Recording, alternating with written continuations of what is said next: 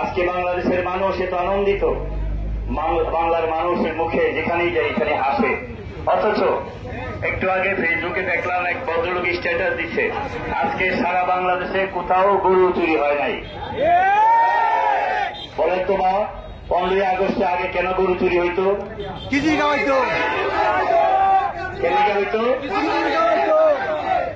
মানে আগে 15 আগস্টে কিছু লোকজন গরু চুরি করতো, ওইটা সকালবেলা এটা জবাই করে খাইতো আর কিছু বেচত। এই জন্য আজকে স্ট্যাটাস আসছে সারা বাংলাদেশে আজকে কোথাও শেখ মুজিবের নামে গরু চুরি হয় নাই। ঠিক আছে ভাই? যারা বড় বড় কথা বলেছিলেন, শেখ মুজিবের নামে তো গুণগান গাইছিলেন, বলছিলেন জীবনে আর কোনদিন শেখ মুজিবের নাম বাংলাদেশের ইতিহাসে মুছতে পারবে না, আমি তাদেরকে জিজ্ঞেস করি আজকে কোথায়? কোথায় আজকে? এসে দাম্ভিকতা করেন না, মানুষকে অপমান করেছেন, ছাত্রদেরকে হত্যা করেছেন, শত শত শহীদের রক্তের উপর দিয়ে আপনি গোসল করেছেন। আপনি ভেবেছেন বারবার হত্যা করে আপনি দাঁড়িয়ে থাকবেন। 17 বছর যাবৎ এই আন্দোলনটা আমরা করে যাচ্ছি। 17 বছরে আমাদের কত প্রিয় নেতা ইলিয়াস আলী চৌধুরী আলম সহ কত নেতাকে হারিয়েছি, তারপরে শেষ করা যাবে না। আজকে এখানে যারা দাঁড়িয়ে আছে, আপনাদের টিটু কয়েকদিন আগেও জেল থেকে বের হয়েছে, আপনাদের ইব্রাহিম মোল্লা মারতে মারতে তার পা ভেঙে দিয়েছে। আপনাদের কত নেতা এখানে যারা নির্যাতিত হয়েছে, কারাগারে গেছে, এমন কোন নেতা নাই যারা কারাগারে যায় নাই। আছে ভাই? কত রাত্র কত দিন কোথায় ঘুমিয়েছি তার কোন শেষ নেই। 17 বছরে মনে হয়েছে 1700 বছর আমরা পার করেছি। আল্লাহর কাছে ফরিয়াদ করেছিলাম, হে আল্লাহ, আমরা তো ন্যায়ের পথে আছি, আমরা তো সত্যের পথে আছি, আমরা তো মানুষের পক্ষে আছি, মানুষের ভোটের পক্ষে আছি, তুমি আমাদেরকে সহায় করো, আমরা একটা বিদ্রোহ করতে চাই। 17 বছর পরে বাংলাদেশের ছাত্রদের মাধ্যমে এই ছাত্র গণ অভ্যুত্থান হয়ে 5 আগস্টে শেখ হাসিনা ভেঙে গেছে।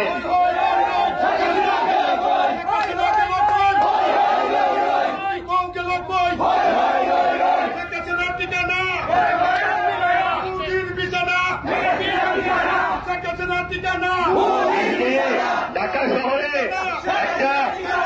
একটা স্লোগান উঠেছে, মোদির বউ। শব্দটা শুনতে একটু খারাপ শোনা যায়।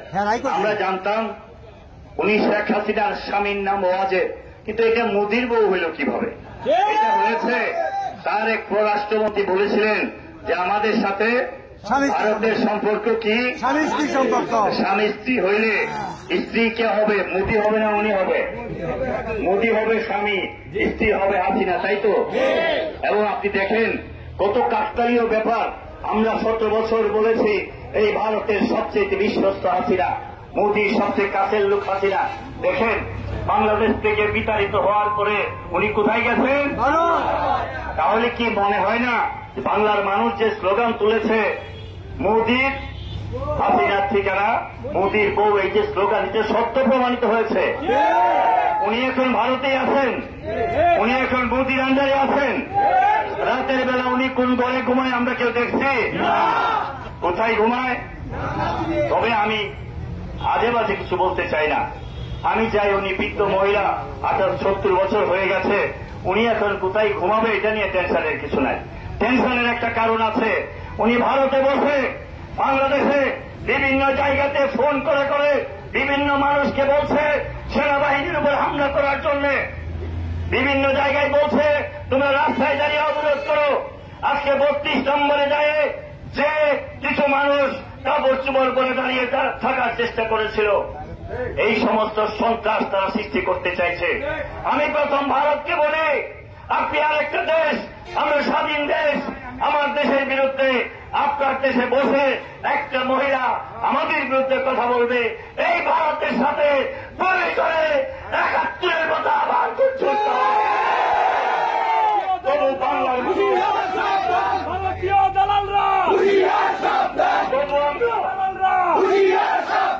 আমরা কোনো আপোষ করবো না ভারতের সাথে। আমাদের যে বর্তমান প্রধান উপদেষ্টা বলেছে ভারত যদি আমাদের সাথে বাড়াবাড়ি করে তাহলে আমরাও ভারতের বিরুদ্ধে যা যা করতে হয় আমরা তা করব। স্বরাষ্ট্র উপদেষ্টা কালকে বলেছে বিজেপি বাংলার মানুষের উপর গুলি চালায়, আমার ছাত্রদেরকে গুলি করে হত্যা করে, আমার জনতাকে গুলি করে হত্যা করে, আর সীমান্তে গিয়ে পিঠ পেতে দেয়, তখন ইন্ডিয়ানরা গুলি করে। এটা চলবে না বাংলাদেশে, এটা জিয়াউর রহমানের বাংলাদেশে আমরা চলতে দিতে পারি না।